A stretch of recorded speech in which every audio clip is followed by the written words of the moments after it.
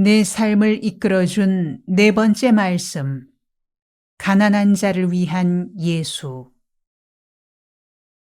주 여호와의 영이 내게 내리셨으니 이는 여호와께서 내게 기름을 부으사 가난한 자에게 아름다운 소식을 전하게 하려 하심이라.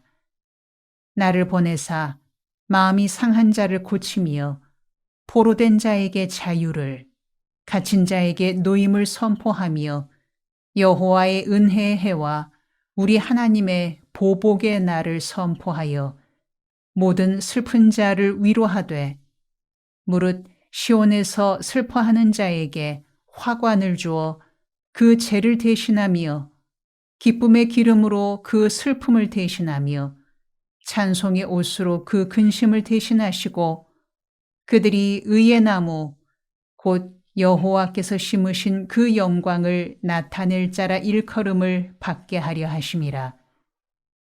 그들은 오래 황폐하였던 곳을 다시 쌓을 것이며 옛부터 무너진 곳을 다시 일으킬 것이며 황폐한 성읍 곧 대대로 무너져 있던 것들을 중수할 것이며. 이사야 61장 1에서 4절. 청계천 판자촌 송정동 74번지에는 1600여 세대가 집단촌을 이루고 있었습니다. 서울시에서 가장 가난한 사람들이었습니다.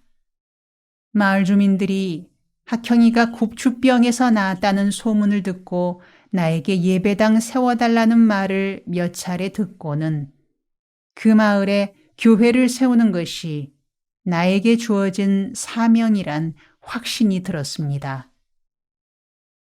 어느 날 아침 묵상 시간에 나는 이사야서 61장을 읽다가 큰 감명을 받았습니다.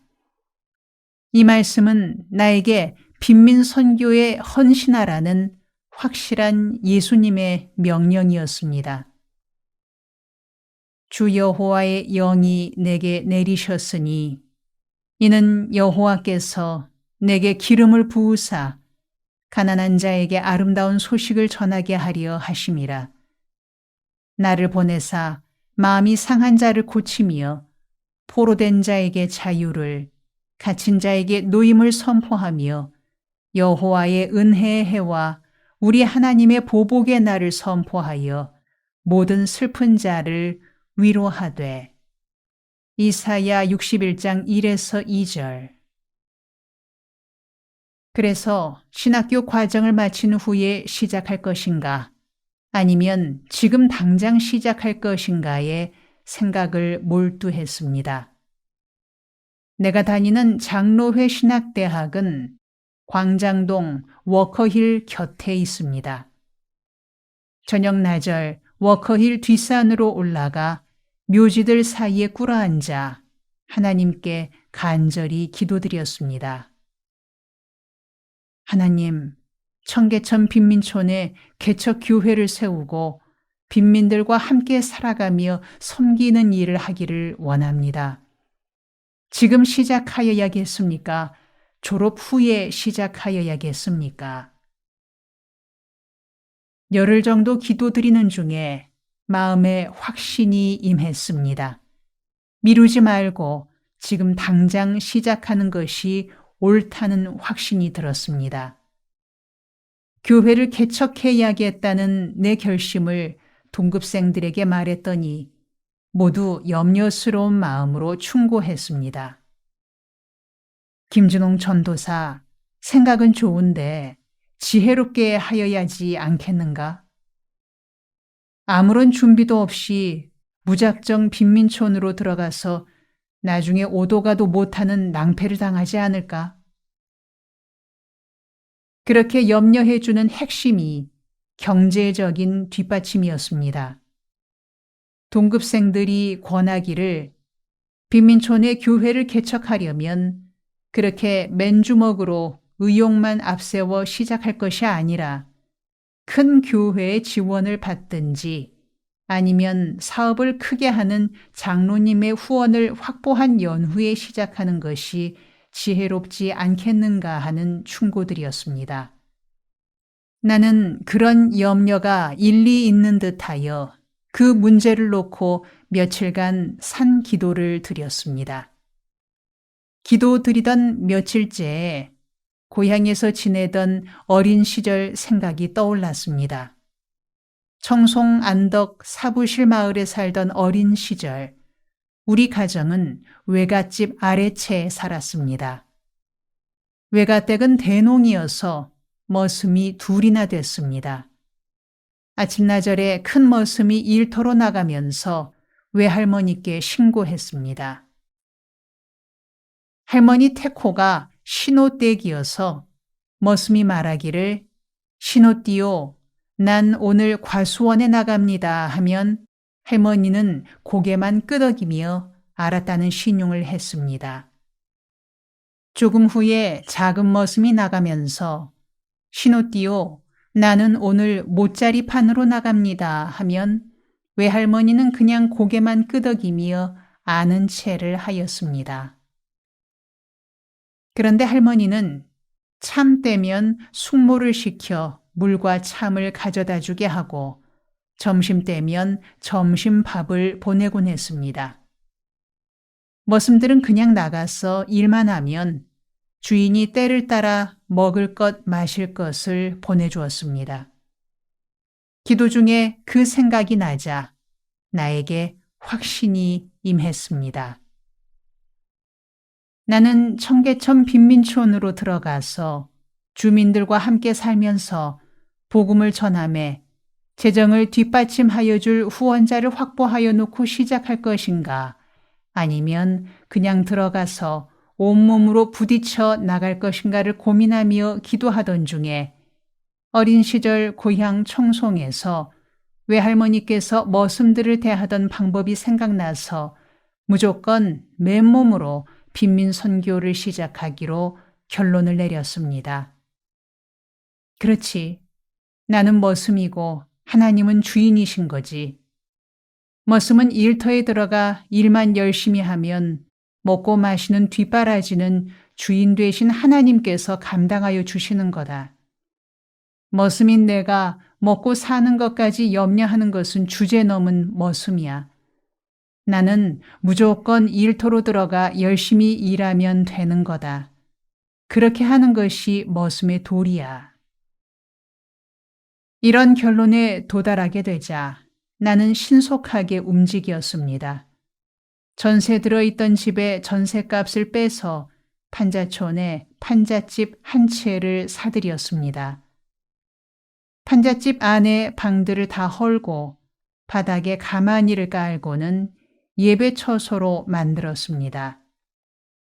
강대상으로는 사과 궤짝 둘을 겹쳐 놓고 그 위에 흰 배를 덮어 강대상으로 마련했습니다. 교회 이름을 활빈교회라 지었습니다. 활빈교회란 이름은 홍길동전에서 따왔습니다. 활빈당의 대장인 홍길동이 가난한 백성들을 살리는 운동이라 하여 활빈당이라 이름 지었습니다. 나는 생각하기를 홍길동의 방법이 아니라 예수 그리스도의 사랑의 방법으로 가난을 물리치는 교회가 되자는 뜻으로 활빈교회라 지었습니다. 청계천 빈민들은 가장 열악한 생존 조건에서 살고 있었습니다. 가난을 숙명으로 받아들이고 있는 주민들에게 예수의 복음으로 활력을 불어넣고 희망을 일으키며 생명을 불어넣는 교회가 되자는 의미에서 지어진 이름입니다. 1971년 10월 3일 주일이자 개천절인 날 오후 3시에 창립 예배를 드렸습니다. 창립 예배를 드리는 자리에 껌파리, 단무지 장사, 손수레로 행상하는 장사, 그리고 넉마주의 청년들 50여 명이 모였습니다. 나는 창립 예배 설교의 성경 본문으로 이사야서 61장 1절에서 4절까지의 말씀을 읽고는 먼저 교회 창립 날을 개천절인 10월 3일에 드리는 이유를 설명하면서 설교를 시작했습니다. 단군 시조께서 10월 3일에 나라를 여시고 그날이 하늘이 열리는 날이란 뜻에서 개천절이라 이름했습니다. 오늘 시작되는 활빈교회는 청계천 빈민촌에서 가난에 눌려 살아가는 주민들에게 예수님의 사랑으로 하늘이 열려 희망의 삶을 시작하자는 뜻을 살려 이날에 교회를 창립합니다. 그날 창립 예배 설교를 하며 활빈교회를 창립하는 창립 정신으로 5가지 선교 정신을 선포하였습니다.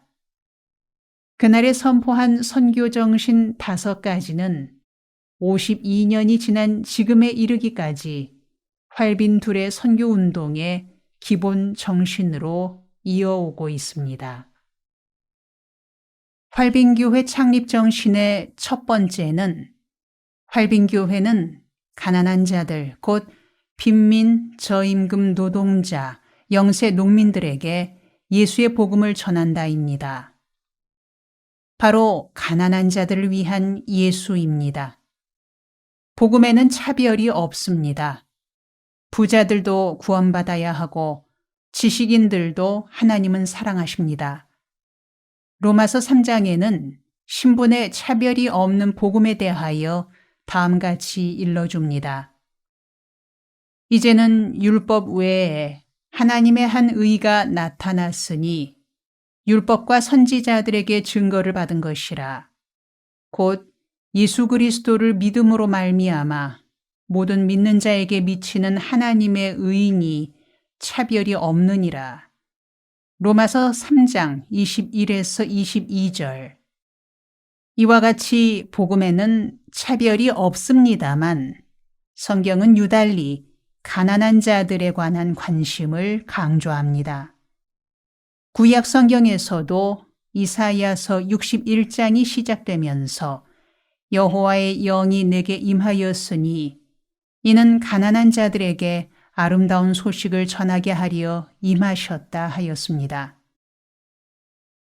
창립 정신의 2번째는 활빈교회는 교회가 속한 마을, 지역사회를 섬기고 개발하고 발전시키는 교회가 되자입니다. 마을이 교회를 섬기는 것이 아닙니다. 교회가 마을을 섬기는 것입니다. 마을을 제대로 섬김에는 단계가 있습니다. 먼저 마을 안의 세대를 한 가정 한 가정을 방문하여 대화를 통하여 그 가정의 사정을 자세히 살핍니다. 그렇게 대화를 통하여 알게 된 가정의 문제들은 3가지입니다. 1. 그 가정이 스스로의 능력으로 해결할 수 있는 문제입니다. 2. 그 가정과 교회가 힘을 합하여 해결할 수 있는 문제입니다. 3. 그 가정의 힘으로는 어쩔 수 없는 문제이기에 교회가 해결하여 주어야 할 문제입니다. 이렇게 각 가정이 직면한 문제들을 구분하고서는 먼저 그 가정이 스스로 해결할 수 있는 문제부터 해결할 수 있도록 격려합니다. 다음은 그 가정의 노력과 교회가 힘을 합하여 해결할 수 있는 문제들을 힘을 합하여 해결하여 나갑니다. 끝으로 그 가정의 능력으로는 도저히 감당할 수 없는 문제이기에 교회가 앞장서서 해결합니다. 창립 정신의 3번째는 활빈교회는 사랑을 훈련받고 실천하고 확대하는 교회가 되자입니다.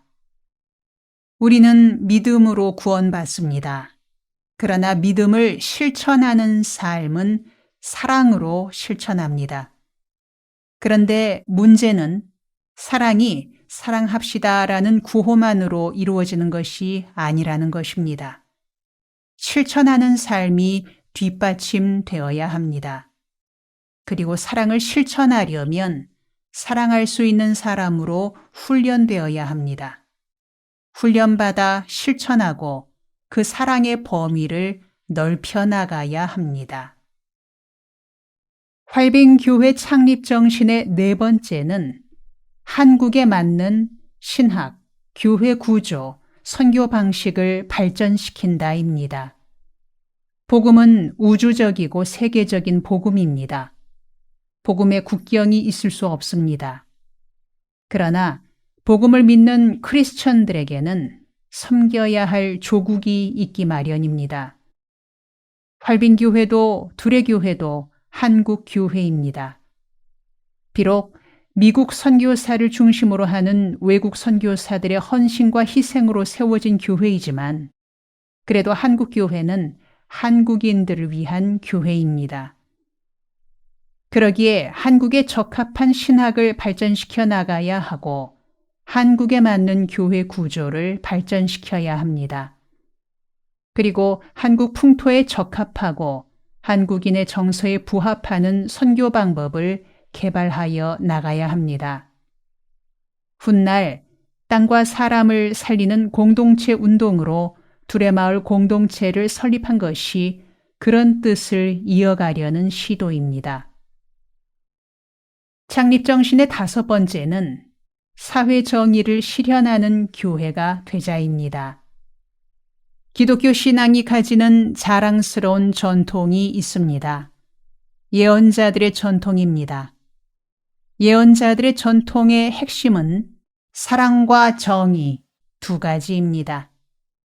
구약 성경의 위대한 예언자 아모스는 정의로운 사회 건설에 대하여 다음같이 말했습니다.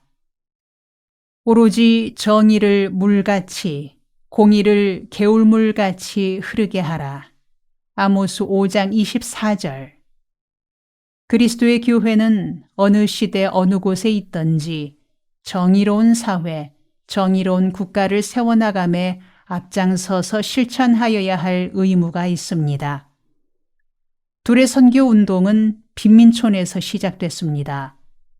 빈민촌은 상처받고 좌절한 사람들이 사는 곳이었습니다. 그들에게는 사회에 대한, 심지어 교회에 대한 적개심이 마음 깊은 곳에 도사리고 있었습니다. 그런 마음을 치유하고 회복하기 위하여 우리가 발전시킨 선교 방법이 있습니다. 우리 스스로 이름 짓기를 DDT 작전의 TLC 요법이라 이름 지었습니다.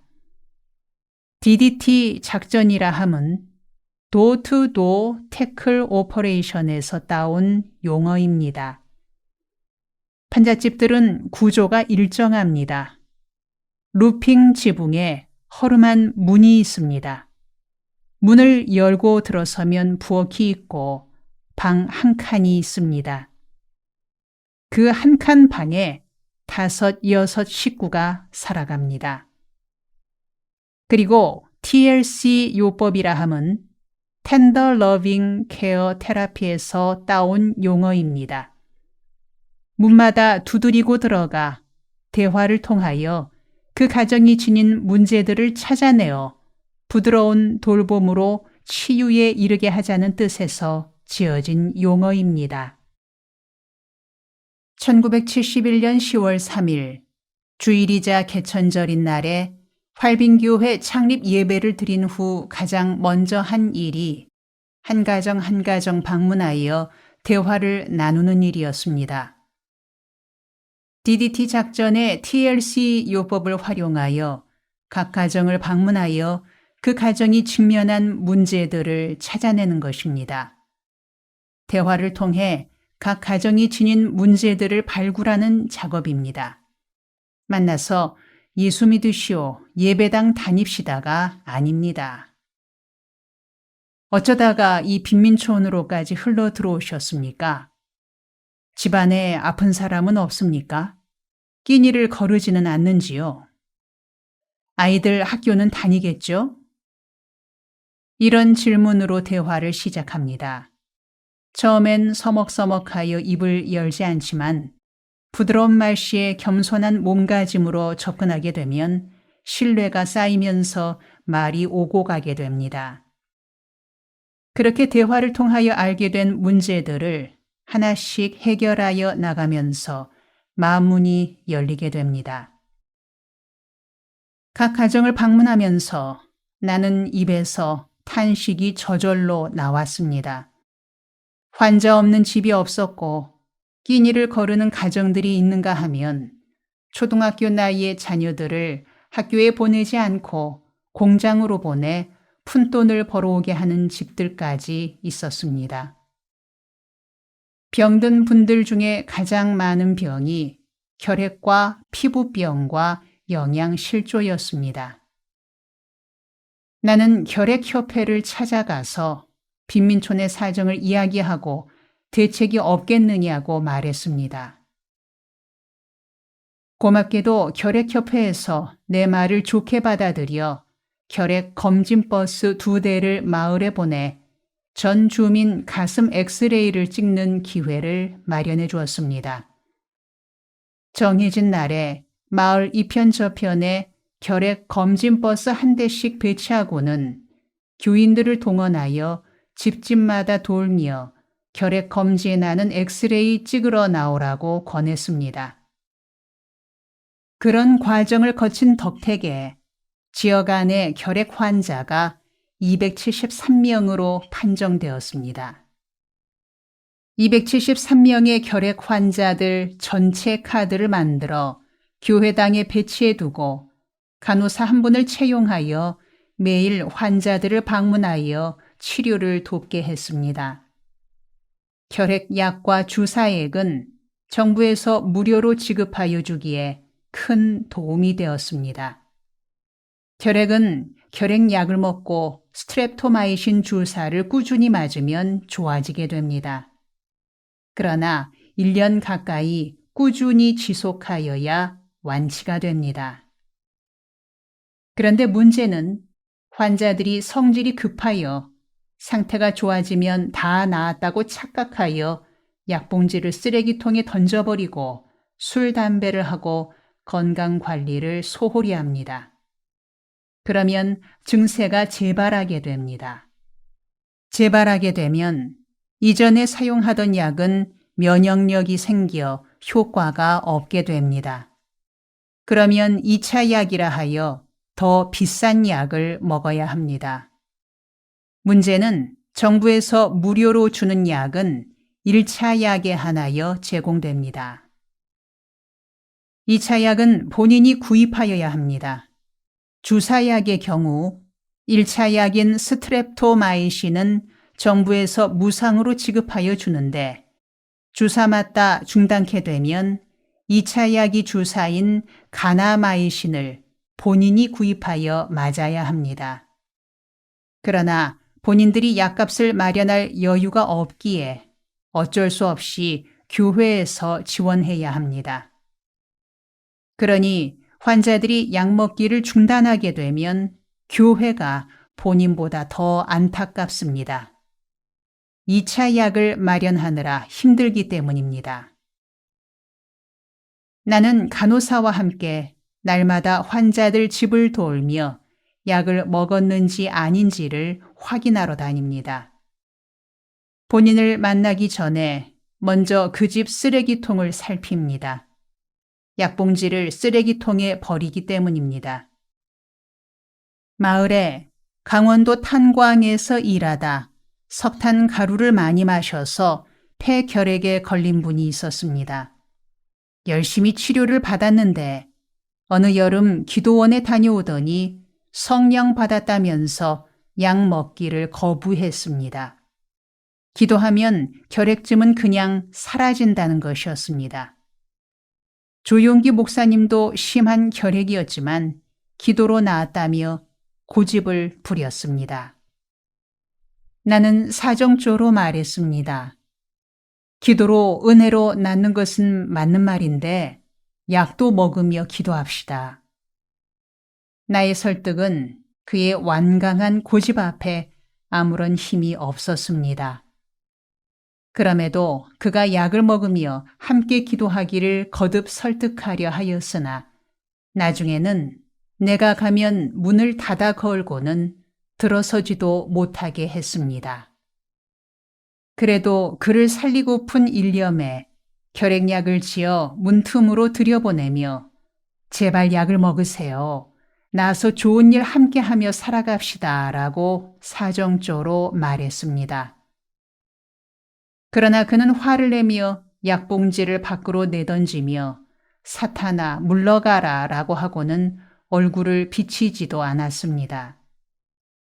내가 할 일은 그를 위해 기도드리는 일밖에 없었습니다. 내가 그의 집에 들어갈 수 있게 된 것은 그가 피를 토하며 죽은 후에 장례 치르러 들어갈 때였습니다. 그는 예쁜 아내와 어린 아들을 남기고 저승으로 갔습니다. 신앙은 사람을 살리는 위대한 힘입니다. 그러나 그릇된 신앙은 살 사람도 죽게 하는 독이 되기도 합니다. 다음 편에 계속됩니다.